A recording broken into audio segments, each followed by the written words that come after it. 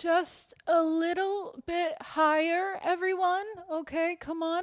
Listen, I know this might look a little ridiculous and unnecessary, but you know what else is a little ridiculous and frankly unnecessary? Reaching for the stars. But you know what everyone else out there is doing? Exactly that. We're all reaching. If there are no pics, did it happen? If an influencer doesn't trample over a tree, is there a forest? Is it possible for us all to reach self actualization through the promises of tech companies paraded to all of us? If all of us are creators, is there an audience? Just let me get to my point, okay?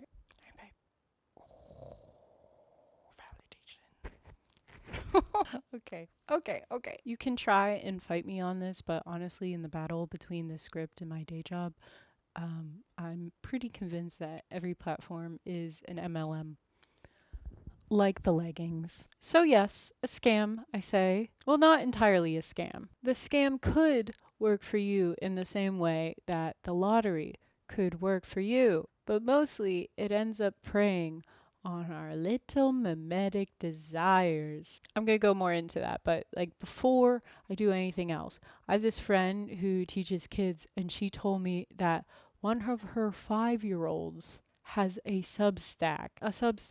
newsletter. And I think this is the perfect way to display mimetic desire because I'm sorry, but you cannot tell me that a 5-year-old naturally wants to have a newsletter. I guess by that argument, no one naturally wants to do much other than sleep, poop, and, eat. But what I'm saying is that dear 5-year-old likely learned to desire having a Substack through watching someone else have that desire and carry out that fantasy. And I'm placing my bets on YouTube. There's been quite a gap of the surveys that ask teens what they want to be when they grow up, but the latest one that I could find from 2021 seems pretty accurate, right? We've got athlete, we've got musician, we've got gamer, we have doctor or nurse. But then of course there's the YouTuber. And you know what? I don't blame them. Okay? Clearly I've been playing this game for a long time. But if everyone is trying to be a creator or an influencer or whatever else you want to call it, if everyone feels incentivized to live the very American, but I think in a lot of ways global online dream of hitting that viral jackpot and somehow parlaying it into sustainable success, if we all feel that way, it has occurred to me that the carrot that we're all after becomes increasingly far, and that is by design, because the real winners are not the selected few, are not the model citizens that get plicked and plucked off. This is not to say that those model citizens do not have skill. I do believe like algorithms at the end of the day, if people don't watch something or if people don't consume something, it will not find its way upstream. But the real winners are the platforms in which, under the promise of this increasingly unattainable goal, status, and promise for future earnings, get all of us to make things for free, get all of us to spend much of our waking lives not being present, all while advertising it as a jolly good time. I'm not totally here to be the person wagging the finger on the lawn, okay? Although I do great in that role, I do get genuine enjoyment, especially from platforms like YouTube, where it does feel like you can find some depth here. But it does feel like more and more these days the internet is consuming itself. Okay, so back to mimetic desire. This concept originated from the French historian and philosopher of social science, Rene Girard. Aren't you impressed? I can read. He described mimetic desire as such: man is the creature who does not know what to desire, and he turns to others in order to make up his mind. We desire what others desire because we imitate. Pretty simple concept, right? I think we all got that. There's a lot of other things: mirroring, groupthink, keeping up with the Joneses. We want what we see. You are what you see. You are what you eat. I gotta shout out a Substack actually, from my boy. He's not actually my boy, I don't know him. Luke Burgess, who wrote this little Substack piece, Mimetic Desire 101. I'm going to include some of the illustrations from this piece. I'm going to link it below. Check it out. It's adorable. The illustrations, I mean, the knowledge is, I don't know, adorable might be a little strong. It's helpful. Here are a couple quotes that really stood out to me. One thing is clear: any society in which people are no longer struggling with scarcity but coping with abundance will undergo an explosion of mimetic desire. All right, in the conditions that we live in, there is the overabundant and there is those in scarcity. And because of that, there's this argument. Whereas, if you're familiar with a Maslow's hierarchy of needs, there's this idea that you get your basic securities fulfilled, like safety, like basic needs, and then you can find belonging, and then you can self actualize through reflection and become the best version of yourself, giving and contributing to the world. But there's this argument that because there is such an imbalance of overabundance, and I think because this overabundance is highly visible, there's incredible instability. If we choose something that nobody else seems to want, we begin to doubt if we made the right choice. If a high school student starts dating a classmate that none of her friends express even the slightest bit of interest in, she grows insecure. This lovely Substack sent me down an entirely new rabbit hole when it mentioned the concept of liquid modernity, which I had never heard of. But apparently, this guy named Zygmunt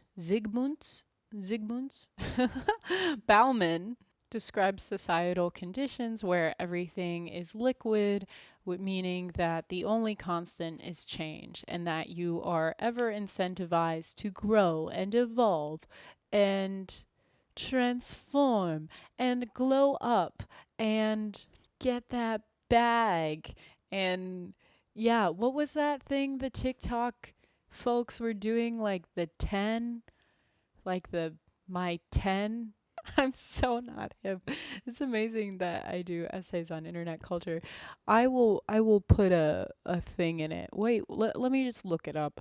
The hard 75. I was close, okay? 10, only 65 away. But you get it. This constant condition where we are, when everything is ephemeral, nothing has depth.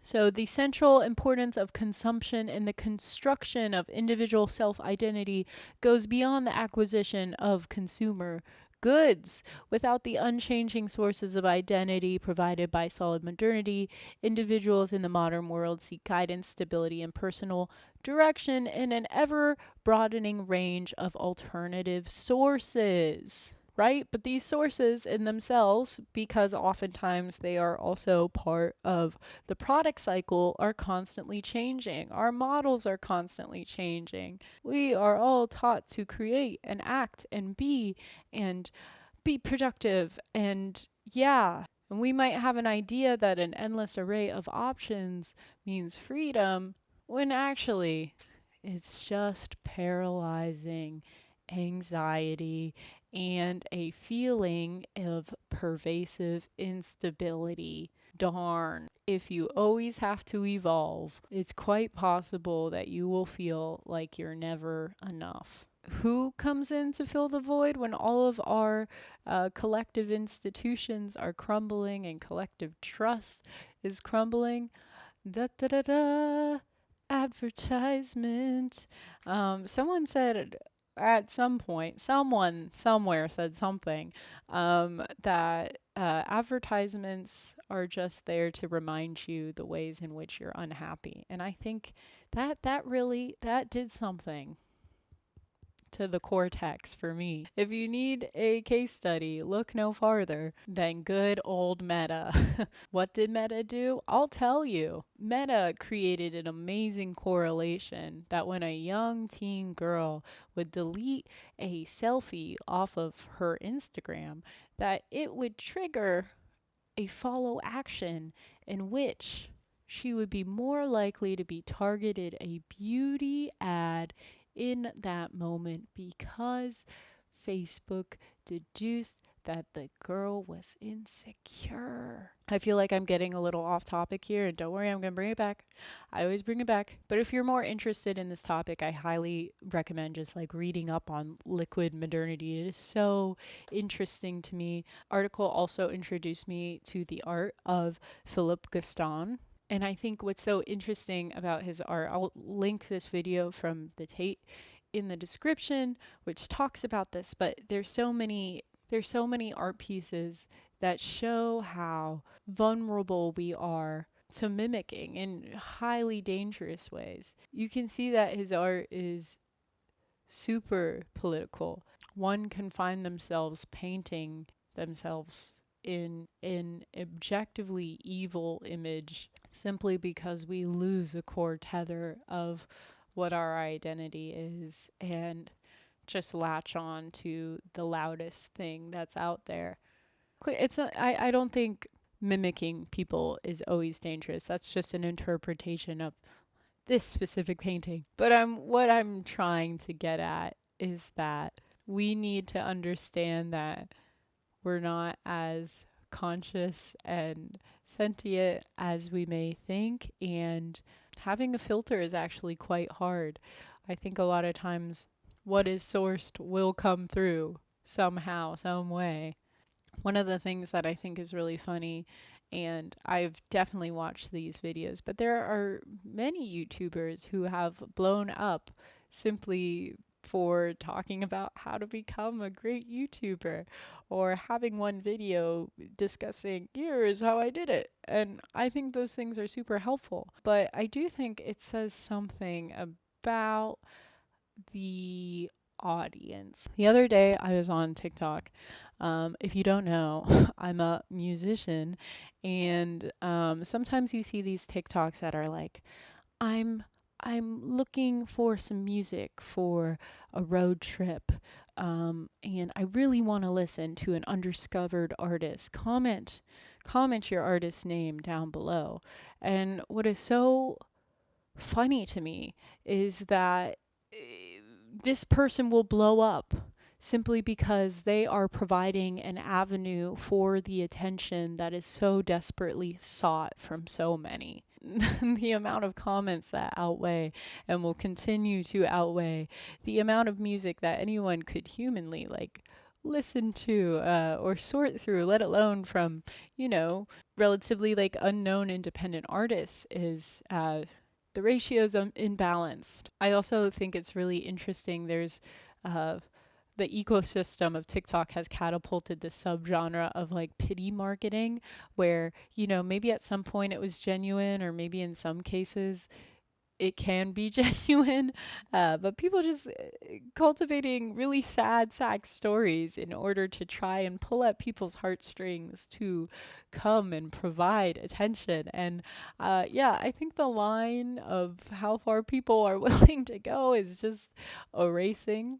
It's not bottoming out. It's a pit now. And we're getting to a point where, yes, there's more content than ever before, but consumption and valuable consumption, I feel like, is a luxury, while exposure is the norm. Especially, talk about oversaturation by bringing AI into the picture. How about making AI solve a problem that actually exists? How about that? How about doing that instead of having AI make art? No, who asked for that? probably not artists. Content slop has entered the public lexicon for a reason. And our attention is so scarce, it feels like it takes forever to find something that's worthy of sitting down and enjoying. And of course, I don't want to say that creating is a bad thing. Obviously not. I love to create lots of different things. And I think ultimately, even if I am shooting for something that might not ever happen in multiple avenues of my life, I think I'm really proud of the skills that I've learned and cultivated, and the people who I've met along the way, and for that it's worth it in itself. But I think there is a shift in that a lot of people are creating to capture attention rather than express an idea.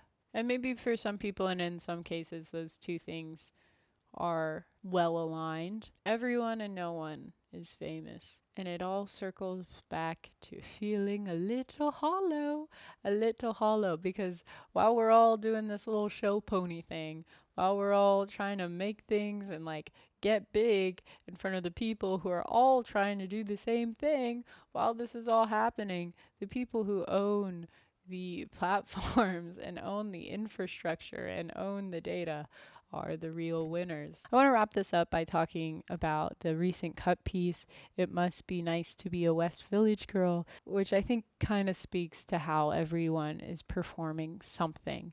The performance of performance is making people perform. Who would have thought?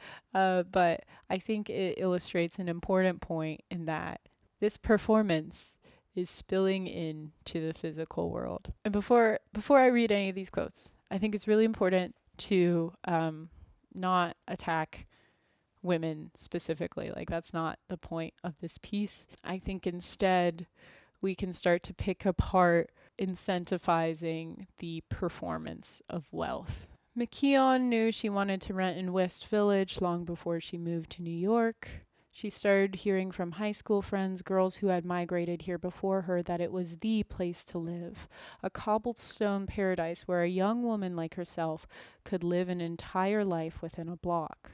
Maybe her only complaint so far is her apartment. Online, it appears bright and roomy, decorated with string lights. Off camera, there have been the occasional cockroaches, leaks, and just this morning, a strange brown substance that dripped out of the brick onto her roommate's comforter. She's planning to re-sign the lease next year anyway. With millions of followers across TikTok and Instagram, she posts a lot, most often about her charmed life in the West Village, sweating it out at Pilates, treating herself to weeknight froyo, and drinking espresso martinis with her girlfriends. Over a photo of herself walking down the street, she wrote this past fall, "Life is too short. Wear the sparkly skirt. Post the content. Text the boy. Leave the number on the table." All super good content. All super good. Yeah, I mean, all super, I agree with that sentiment. But I think the point is that the fantasy of whatever the adult dream is keeps moving. And maybe it's always been moving, but it's getting intertwined with an outlier level of success and virality of being an online creator, and that's a little weird. That feels a little weird. I observed one of them in a course of a minute check a group chat, swipe through a dozen Instagram stories, clock into her Hinge account, and then throw a few hearts into yet another group chat. When I introduced myself, she told me she settled 2 years ago after a breakup. "It's a good place to be single. Everyone's so attractive. It's electric here on the weekend," she said. "Plus, we're all the same. We're all doing the same thing. It's not a bad thing. It's community." And yes, who am I to police a community? I think, I don't think we should ever demonize being basic or being a pick-me or, I don't know. There's no punching down. We don't have to punch down. I think we just all need to realize that instead of like fighting against each other, we gotta look at who really has control over the markets and how we're manipulated to use or perform our meager resources. Because just like a pyramid scheme, at the start, it seems really good for more people, but it just keeps getting pointier, and then the bottom of the pyramid starts becoming less and less and less appreciated until participation is the norm, but the rewards are incredibly slim unless you're at the very top. We're all playing the lottery. I love to talk about this. I think art is already making a shift, unfortunately, at least by the people who are responsible for its distribution. Content like model, we can look at the example with Spotify deciding to pull the rug out from under artists and create a random threshold to which artists must earn a certain level of exposure before they are entitled to the royalties off of the music that they created, entirely independent of Spotify. That's a story for another day. I love to talk about that. There's plenty of videos of me talking about that. But yeah, I mean, I don't think there's any real easy way to tie things up with a bow, but I do think that we can all be very conscious about like why we want something. And I don't think it's bad to want to be successful, but recognize that we're all playing different games. There's a bunch of different games that you can play. Some games are more worth it than others. Some games might be a little rigged in some ways. And I think I try and remember that the best games are the ones that are fun, even if you don't win. I'll give you an example. I played 2 different shows this weekend. One show, there was a promoter breathing down my back and kept emailing me every single day to tell me that I was not selling enough tickets. That was not my favorite experience, especially since back in the day, promoters did the promoting and weren't hounding you to promote, let alone berating you for being a loser. The second show was super messy, it was super chaotic, but it was just a bunch of musicians that got together and made sound, danced around, and had a good little time. Are we all playing the same game? Yes. But what did that diminish? Did that diminish the collective celebration that is undyingly embedded in the power of music? No. You could guess which one I thought was more worthwhile. But anyway, yeah, I hope some of this came together. I feel like sometimes I'm just like blobbing off about random stuff. But yeah, thank you so much for watching. My name is Kate. This is my series called Cattle Considerations, where I talk about art, culture, and the internet. Yeah, would love to hear your thoughts on any and everything. It makes it really fun for me when I get to talk to people about all these things. So yeah, thank you so much for watching, and I will see you later. Bye.